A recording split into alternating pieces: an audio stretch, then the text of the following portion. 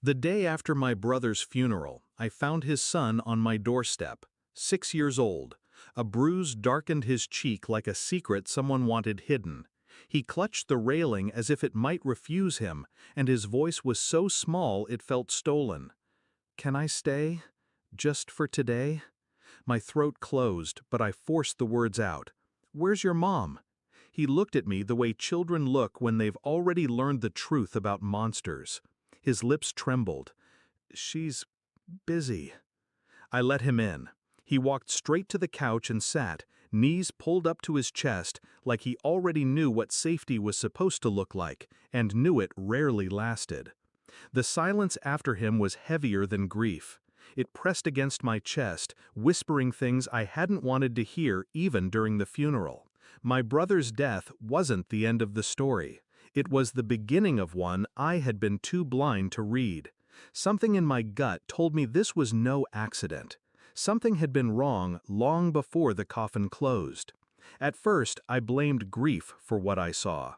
My sister-in-law, Lauren, wore black at the funeral, but her eyes were dry. I told myself shock can empty a person, but the way she stood near a man I didn't recognize, the way her hand brushed his sleeve, careless and familiar, it unsettled me. The bruises on my nephew's arms, the way he flinched when her name came up, the lies she spoke casually. "He fell, he's clumsy, kids play too rough." I knew my brother. He was the one who took punches for others in high school. He would never leave his son to this, but he was gone, and I was left with questions no one wanted to answer. Late that night, as my nephew slept in the next room, I stared at my brother's photograph on the mantel. His smile looked wrong now, too trusting. Had he known? Had he died not from illness, not from bad luck, but from betrayal? I didn't rush.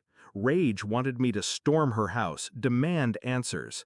But rage burns fast. I needed the slow fire, so I watched. Lauren's car was often parked outside that man's apartment, the one from the funeral, always late, always overnight. I noted the dates, the times. I checked my brother's phone records, the ones I'd taken before the burial. Calls unanswered, gaps in days.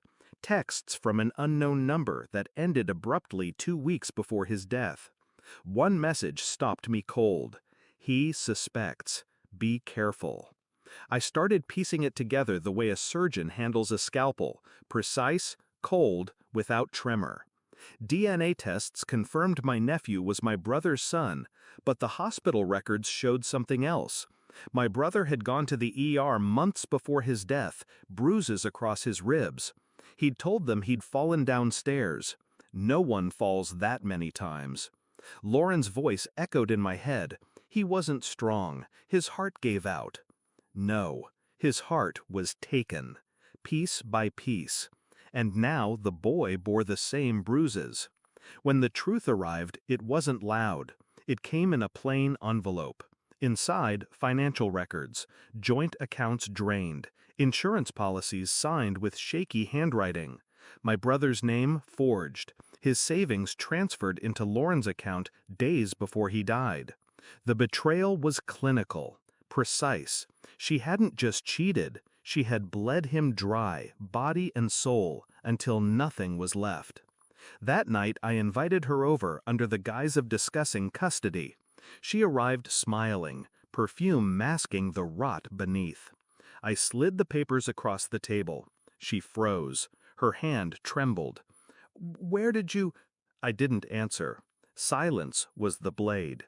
Her face crumbled, tears spilling, not for him, not for the child, but for herself, for being caught. I watched her unravel, and I felt nothing.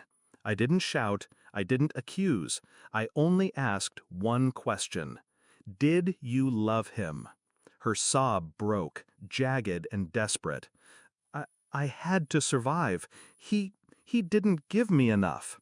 I stood, calm, detached. And yet, you took everything. Her tears turned frantic. She reached for me as if I might save her, as if I hadn't already seen the rot. I opened the door. My nephew appeared at the hall, clutching his blanket, his eyes wide and unblinking. "Go," I said. She hesitated, then she left, broken, muttering excuses into the dark. The house was silent again. My nephew crawled onto the couch, resting his head against me. I smoothed his hair, and for the first time since the funeral, I felt steady. I didn't win.